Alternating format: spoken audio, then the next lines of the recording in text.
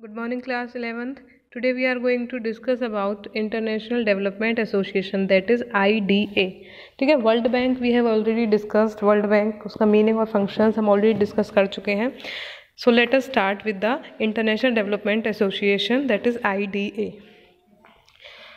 International Development Association was set up in 1960 as an affiliate of the World Bank. IDA was established primarily to provide finance to the less developed member countries on a soft loan basis.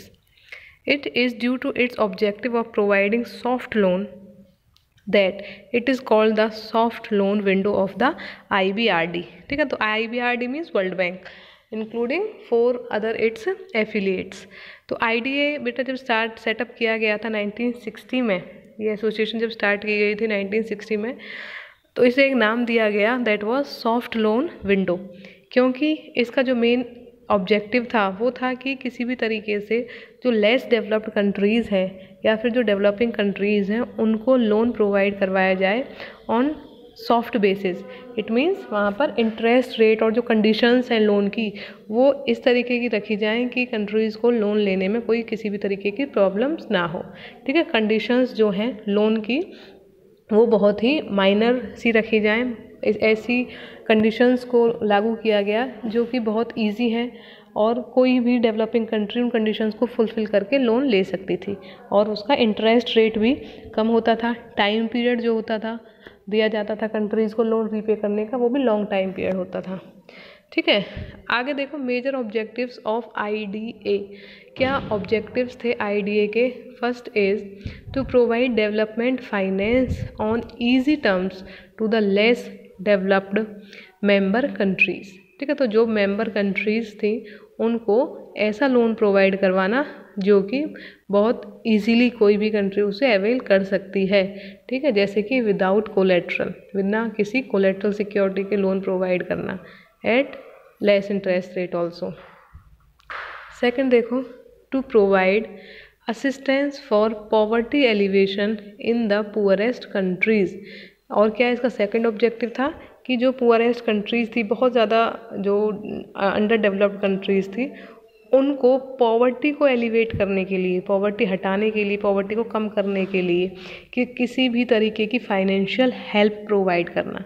ठीक है, जो देश poor थे और उनकी member countries भी थी IBRD की, उन कंट्रीज़ में किस तरीके से हेल्प की जाए उनकी, ताकि उन कंट्रीज़ में जो पॉवर्टी की सिचुएशन है, गरीबी की जो सिचुएशन है, उसको कम किया जा सके. This was the second objective of IDA.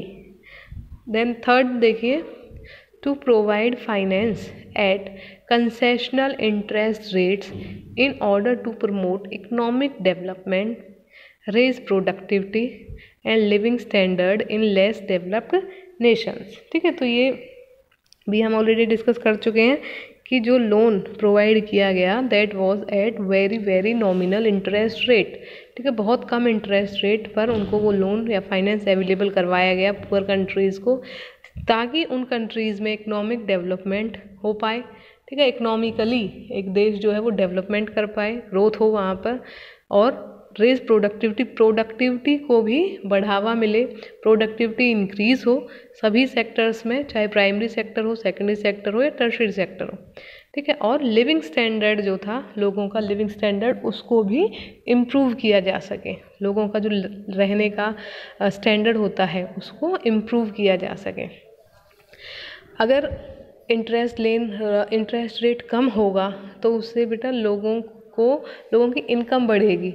लेकिन अगर ऐसा हो कि आपने जो लोन लिया है उस लोन पर आपको लोन से ज़्यादा उसका ब्याज चुकाना पड़े, ठीक है, आपकी इनकम से ज़्यादा अगर उसको आपका ब्याज बन रहा हो और आप ज़्यादा ब्याज पे कर रहे हो, इंटरेस्ट ज़्यादा पे कर रहे हो, इतनी आपकी इनकम नहीं है, तो वहाँ पर वो फाइनेंस जो है वो किसी मतलब का नहीं होता है, किसी उसका जो ऑब्जेक्टिव होता है फाइनेंस का वो कंप्लीट नहीं हो पाता है. इसी वजह से इंटरेस्ट रेट कम रखा गया ताकि लोगों की इनकम बढ़े, और अगर लोगों की इनकम बढ़ेगी तो लोगों का स्टैंड ऑफ लिविंग भी इंक्रीज़ होगा. नेक्स्ट देखिए, to extend macro economic management services such as those relating to health, education, nutrition, human resource development and population control. ठीक है, तो इन सब के अलावा ये भी कोशिश की गई IDA को द्वारा, ये भी एम रखा गया कि किसी भी तरीके से और जो अदर बहुत सारे एरियाज़ हैं जहाँ पर ज़रूरत है फाइनेंस की और फाइनेंस की हेल्प से वहाँ पर इम्प्रूवमेंट लाई जा सकती है, वहाँ पर भी मैनेजमेंट की गई। इस तरीके से मैनेज किया गया कि वहाँ पर इम्प्रूवमेंट हो सके, जैसे कि हेल्थ स्टैंडर्ड लोगों का इम्प्रूव करना, प्रॉपर हेल्थ फैसिलिटीज़ कंट्री में अवेलेबल करवाना, यानी हेल्थ से रिलेटेड लोन्स कंट्रीज़ में दिए गए, एजुकेशनल लोन्स दिए गए, न्यूट्रिशन को इम्प्रूव किया गया, ह्यूमन रिसोर्स डेवलपमेंट और पॉपुलेशन कंट्रोल, इन सभी फील्ड में भी IDA ने अपना बहुत योगदान दिया। ठीक है, तो IDA के बारे में हमने डिस्कस कर लिया। नेक्स्ट देखो, next is international finance corporation, that is IFC. It was established in July 1956 in order to provide finance to the private sector of developing countries. IFC is also an affiliate of the World Bank, but it has its own separate legal entity, funds and functions. All the members of the World Bank are eligible to become members of IFC. ठीक है, तो IFC क्या है? International finance corporation, और इसको बेटा establish किया गया था 1956 में, ताकि जो भी डेवलपिंग कंट्रीज़ या फिर अंडर डेवलप्ड कंट्रीज़ थी और मेंबर्स थी IBRD की, उनको वहाँ पर जो भी प्राइवेट सेक्टर में ऑर्गेनाइजेशंस थी, ठीक है, मेनली प्राइवेट सेक्टर को फाइनेंस प्रोवाइड करवाने के लिए IFC का फॉर्मेशन हुआ। और वर्ल्ड बैंक का ये एक एफिलिएट होने के साथ साथ इसकी खुद की एक लीगल एंटिटी है, यानी वर्ल्ड बैंक से अलग इसकी एक खुद की पहचान भी है, खुद के फंड्स हैं और खुद के अलग सेपरेट फंक्शंस भी हैं। ठीक है, और सभी मेंबर्स जो कि वर्ल्ड बैंक के मेंबर्स हैं वो ऑटोमेटिकली IFC के मेंबर्स भी बन जाते हैं। ठीक बेटा, तो अभी ये हमारा टॉपिक कंप्लीट हो गया। इसके बाद हम नेक्स्ट में कवर करेंगे multinational investment guarantee agency MIGA। यहाँ तक आप अच्छी तरह समझने की कोशिश करेंगे बेटा। इस टॉपिक को एक बार दोबारा से रीड करेंगे और इसको क्लियरली अंडरस्टैंड करेंगे।